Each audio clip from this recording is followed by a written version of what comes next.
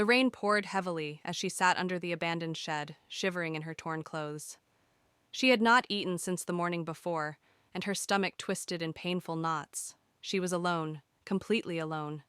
Miriam had lost everything. First, her mother had fallen ill, coughing until she could barely breathe. They had no money for medicine, and within weeks, she was gone.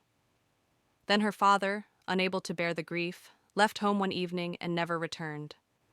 Some said he had gone mad with sorrow. Others whispered that he had been taken by the river spirits. Miriam didn't know what to believe. All she knew was that she was alone in the world, with no family, no home, and no hope. For months, she wandered from village to village, doing odd jobs just to survive. But work was scarce, and food was even scarcer. Every door she knocked on was closed in her face. Some offered her old clothes or leftovers, but no one wanted to take in a girl who had nothing to offer. One evening, weak from hunger, she collapsed outside the market square. When she woke up, she found herself in the small hut of an old woman, Mama Ruth, who had taken pity on her. The old woman nursed her back to health and let her sleep in the corner of her tiny home. But she too was struggling, and after a few weeks, she gently told Miriam that she had to find her own way. It was on that very night that Miriam overheard the village chief's wife speaking to another woman. "I don't know what to do," the chief's wife whispered. "My brother's wife has been married for 13 years. 13 years and not even a single child. They have tried everything, medicine men, doctors, prayers. Nothing has worked. She cries herself to sleep every night." The other woman sighed. "Some women are just not meant to bear children. But they have money, so much money, and they are desperate. They said that my lie pay any price to have a child, if only there was someone who could help them." Miriam lay awake that night, staring at the leaking roof of Mama Ruth's hut. The words kept repeating in her mind. They would pay any price. Before we continue this thrilling story, don't forget to subscribe, like, and share to keep the excitement going. Also, let us know in the comments where you're watching from. We'd love to hear from you. Now, let's dive back in. She had nothing. No family. No future. No hope. But if she could help them, if she could give them what they wanted, maybe she could finally escape the life of hunger and suffering. By morning, she had made up her mind. She found her way to the chief's house and asked to speak to his wife. At first, they looked at her with suspicion, but when she explained why she was there, their eyes widened in shock. "You are willing to do this?" the chief's wife asked. Miriam nodded. "I have nothing to lose. If they truly want a child, I can carry it for them, but they must promise to pay me well." The news spread quickly, and soon she was taken to the big house of Mr. and Mrs. Johnson, the wealthy couple who had been childless for 13 years. Mrs. Johnson was a kind woman with sad eyes. She studied Miriam carefully before asking, "Are you sure you understand what this means?" "I do," Miriam said firmly. And so the arrangements were made. The doctors confirmed that Miriam was healthy enough for the procedure. Papers were signed, a home was provided for her, and for the first time in her life, she slept in a real bed, ate until she was full, and had clothes that were not torn. But as the weeks passed, a strange feeling settled in her chest. Was she doing the right thing? Miriam sat on the edge of the soft mattress, staring at her reflection in the large mirror. The room was bigger than Mama Ruth's entire hut, and the bed was so soft that she sometimes feared sinking into it and never waking up. The air smelled of fresh flowers, and food was brought to her on the silver trays. Yet, despite the comfort, she felt restless.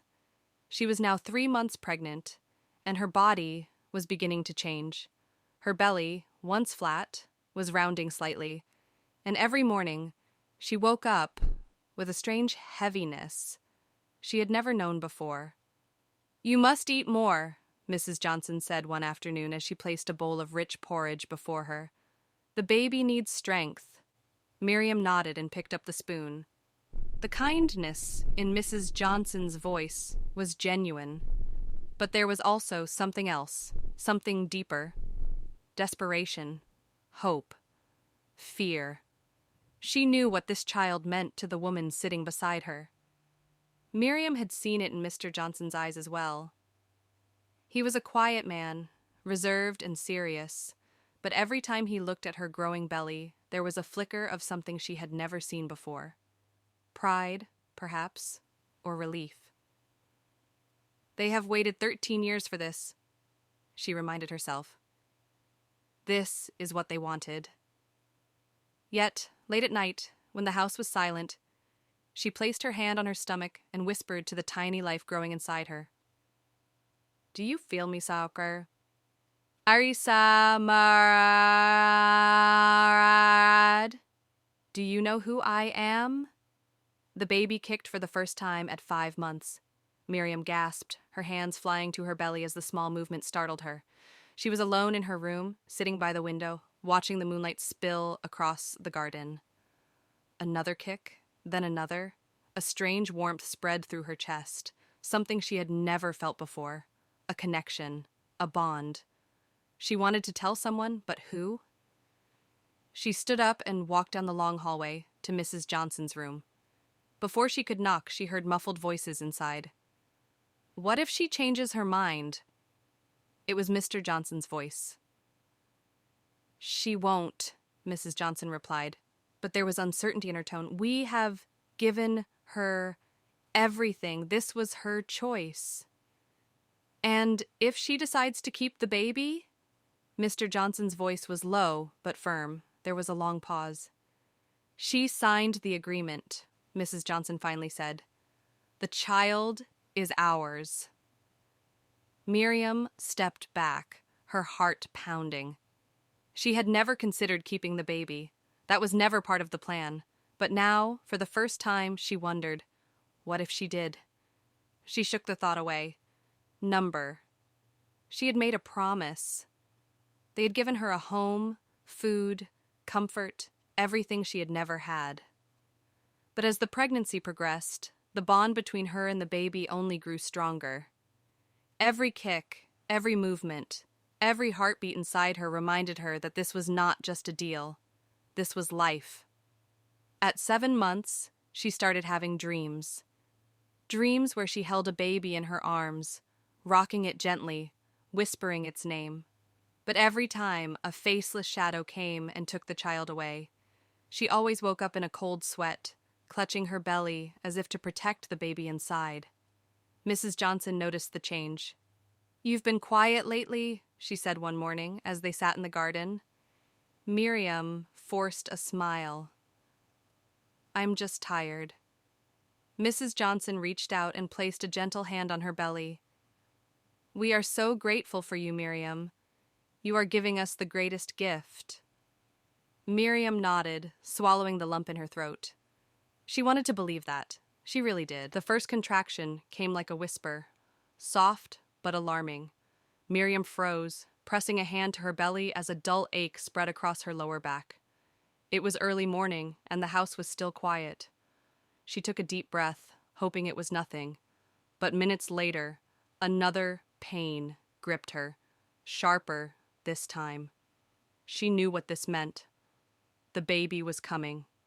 She gripped the edge of the bed, forcing herself to stay calm. Mrs. Johnson had told her this moment would come, and when it did, all she had to do was call. But something held her back. She sat there for a long time, breathing through the discomfort, staring at her swollen belly. The baby moved, as if sensing the moment. A lump formed in her throat. This was it. The past months had been filled with emotions she couldn't explain. She had carried this child, felt its every movement, whispered to it in the quiet of the night. And now, soon, too soon, it would no longer be hers. The pain returned, stronger now. She gasped, gripping the bedsheet. There was no more time to think. She reached for the small bell beside her bed and rang it twice. Within minutes, footsteps echoed down the hallway. The door burst open, and Mrs. Johnson rushed in, followed closely by a maid. "It's time," Miriam whispered, her voice shaking. Mrs. Johnson's face turned pale, then brightened with excitement. "It's happening," she breathed, pressing a hand to her chest. She turned quickly. "Get the doctor, now!" The next few hours blurred into a haze of pain and exhaustion. She was taken to the special room they had prepared for her, where a doctor and nurses moved around, giving instructions she barely understood. Mrs. Johnson never left her side, holding her hand, whispering words of encouragement. "You're strong, Miriam. Just a little more." Miriam gritted her teeth, her body trembling. She wanted it to be over. Yet a part of her didn't. A final push, a cry, sharp and piercing. Then silence. Miriam's chest rose and fell rapidly as she lay back, sweat dripping down her face. She turned her head weakly, searching for the sound. A nurse held the baby, wrapping it in a soft blanket. "A girl," the nurse announced with a smile. Miriam's heart clenched. "A girl." Mrs. Johnson gasped, covering her mouth. Tears filled her eyes. "A girl," she whispered almost in disbelief. The baby let out another tiny cry. The sound pierced through Miriam, reaching a part of her heart she hadn't known existed. Can I see her?" she asked weakly. The room fell silent. Mrs. Johnson stiffened. The doctor and nurses exchanged glances. "Just for a moment," Miriam pleaded, her voice barely audible. Mrs. Johnson hesitated, then gave a small nod. The nurse stepped forward and gently placed the baby in Miriam's arms. The world around her disappeared. Miriam stared down at the tiny face, so perfect, so delicate. The baby's eyes were closed, her little mouth slightly open. She was warm, soft, alive. Tears spilled down Miriam's cheeks. "Hello, my little one," she whispered, brushing a finger against the baby's cheek. The baby stirred slightly, as if responding to her voice. A bond stronger than anything she had ever known wrapped around her heart. Then, before she could stop herself, she said it. "My daughter." Mrs. Johnson flinched. The doctor cleared his throat. Miriam froze, realizing what she had done. Number not her daughter. Mrs. Johnson quickly wiped her eyes and reached out. "Let me hold her," she said, her voice soft but firm. Miriam hesitated, just a moment longer, just one more second, but she knew she couldn't. With trembling hands, she lifted the baby and placed her into Mrs. Johnson's waiting arms. Mrs. Johnson clutched the child tightly, rocking her gently, tears running down her face. "Thank you, Miriam," she whispered. "Thank you." Miriam turned her face away, staring at the ceiling. She had done what she promised. But why did it feel like she had just lost a part of herself? The house was quieter now, the once lively footsteps of Mrs. Johnson moving up and down the hallways, checking on Miriam, had slowed. The gentle conversations between the maids about the baby's arrival had faded. Miriam could feel the shift, though no one said it aloud. Her time here was ending. She sat on the edge of the bed, her body still weak from childbirth. It had been a week since the baby was born, and though her room was only a few doors away, she hadn't seen the child since the day she handed her over.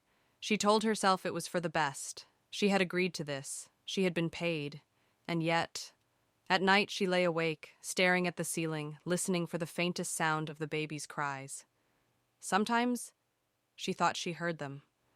Other times, she wondered if she was imagining things. Then, one evening, Mrs. Johnson knocked on her door. Miriam sat up quickly, surprised. Mrs. Johnson had been avoiding her. She stepped inside, closing the door gently behind her. She looked different, tired, but happy.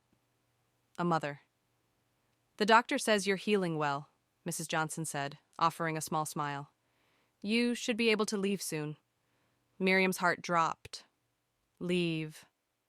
She had known this moment would come, but hearing it out loud made it real. Mrs. Johnson hesitated, then walked toward the window, staring outside. "I know this hasn't been easy for you," she said softly. "Carrying a child, giving birth, letting go." Miriam swallowed. "I want you to know that we are grateful," Mrs. Johnson continued. "More than words can say. And as promised, we will make sure you have a fresh start." She placed a small envelope on the table. Miriam didn't have to open it to know what was inside. The final payment. More money than she had ever seen in her life. Miriam stared at the envelope, her hands tightening into fists. Money. That was why she had done this. To survive, to escape poverty. But why did it feel so empty? "Do you want to see her?" Miriam's head snapped up. "What?" Mrs. Johnson turned to face her, her expression unreadable. "The baby. Do you want to see her before you leave?" Miriam's breath caught in her throat. She opened her mouth to say no, to pretend that it didn't matter, but she couldn't. "Yes," she whispered. Mrs. Johnson nodded and gestured for her to follow. Miriam's legs felt weak as she walked through the hallway, past the grand staircase, past the portraits of ancestors she had never met. Her heart pounded. Then Mrs. Johnson pushed open a door. The nursery was beautiful, soft, warm, filled with golden light from the setting sun. The crib stood in the center, draped with white lace, and inside, wrapped in a soft pink blanket, was the baby. Miriam's breath hitched. She was even more beautiful than she remembered. The tiny girl stirred, her small fingers twitching as she made a soft noise. Miriam took a step closer. Her fingers ached to touch, to hold. But she stopped herself. She had no right. Mrs. Johnson watched her closely. "She's been doing well. She sleeps a lot during the day." Miriam forced a nod, though she barely heard the words. She took one last look at the baby, her daughter. Then she turned and walked away. By morning, she was gone. The city was nothing like the village. It was bigger, louder, faster. The streets buzzed with movement, cars honking, people rushing, voices blending into a never-ending hum. The buildings stretched high into the sky as if they had no end. Miriam clutched the small bag she carried, her heart pounding. She had never been anywhere like this before. It had been 3 years since she left the Johnsons' house. 3 years since she walked away from the child she brought into the world. She had spent the first year trying to build a new life. With the money she received, she rented a small room in another town, far from anyone who knew her. She started selling vegetables at the market, living quietly. But no matter how far she went, memories of the baby haunted her. She never spoke about it, never mentioned her name. She didn't even know her name. Now, standing in the middle of the city, she wondered if she had made a mistake coming here. It wasn't her choice. The landlord had sold the property where she lived, forcing her to leave. With no other options, she heard about job opportunities in the city and used the last of her money to get here. She clutched a small piece of paper in her hands, an address where she could apply for work as a house cleaner. She took a deep breath and walked forward. The estate was bigger than anything she had ever seen. Gates taller than trees, a driveway long enough to get lost in. The security guard looked her over before allowing her in. The moment she stepped inside, she felt something strange. Familiarity. The walls, the floors, the air itself, it all felt like something she had once known. Then, as she walked past the grand staircase, she heard it. Laughter. A child's laughter. Her body froze. The sound was light, joyful, and innocent. It came from the garden. She turned her head slightly and caught a glimpse of a little girl running across the grass. A girl with soft curls and bright eyes. Miriam's breath caught in her throat. It couldn't be. She stepped closer, her heart slamming against her chest. The child giggled again, turning slightly, and for the first time, Miriam saw her face clearly. Her legs nearly gave out beneath her. It was her daughter. Here, in this house. She had unknowingly walked back into the home of the very people she had left behind. She stood frozen, unable to move, unable to think. What was she supposed to do now? Miriam told herself she would keep her distance. She would do her work, avoid unnecessary attention, and never let her emotions betray her. But it was impossible. Grace had taken a liking to her. Every day she searched for Miriam, asking questions, sharing little stories about her toys, her favorite foods, and the dreams she had at night. It became harder and harder to pretend she was just another worker in the house. Miriam knew she was playing a dangerous game. Then, one afternoon, everything dished. She was in the kitchen washing dishes when she heard raised voices from the living room. The tone of Mrs. Johnson's voice was different, shaken, nervous. Curiosity got the better of Miriam, and she moved closer. "I told you to destroy all records!" Mrs. Johnson's voice was sharp. "I did," Mr. Johnson replied, his voice quieter. "But somehow, this still exists." There was a rustling of papers. Miriam's pulse quickened. "Do you know what this means?" Mrs. Johnson whispered. "If she ever finds out—" Miriam didn't hear the rest. She stepped back, her mind racing. Were they talking about her? Her heart pounded as she returned to work, but her hands were unsteady. That night, when the house was quiet, she couldn't stop thinking about what she had heard. What records? What were they hiding? She knew she shouldn't, but she had to find out. Slipping through the hallways, she made her way to the study. The room was dark, but moonlight spilled through the curtains, casting long shadows over the polished wooden desk. She searched quickly, her fingers moving over drawers, papers, files. Then she found it. A brown envelope tucked beneath a pile of books. She pulled it out, her breath shallow. With trembling hands, she unfolded the papers inside. Her vision blurred as she read the words: birth records, surrogacy agreement, payment confirmation, and Inantran, her own name. Miriam felt her legs weaken. They had erased her from everything. Legally, she didn't exist as Grace's mother. She always knew that. But seeing it written in cold, official ink made it real. She swallowed hard, forcing herself to breathe. "Miriam." The voice made her spin around so fast she nearly dropped the papers. Grace stood at the door, rubbing her sleepy eyes. "What are you doing here?" Miriam hid the papers behind her back. I was just cleaning." Grace frowned, stepping closer. "Are you crying?" Miriam quickly wiped her face. "No, sweetheart, just tired." Grace reached out and touched Miriam's arm. "Don't be sad. I like having you here." Miriam closed her eyes. She couldn't do this. She couldn't let this child grow up never knowing the truth. But if she spoke, she could lose everything. Number. She had already lost everything. She crouched down, taking Grace's small hands in hers. "I need to tell you something," she whispered. But before she could say the words, a sharp voice interrupted. "Miriam." She turned slowly. Mrs. Johnson stood in the doorway, her face unreadable.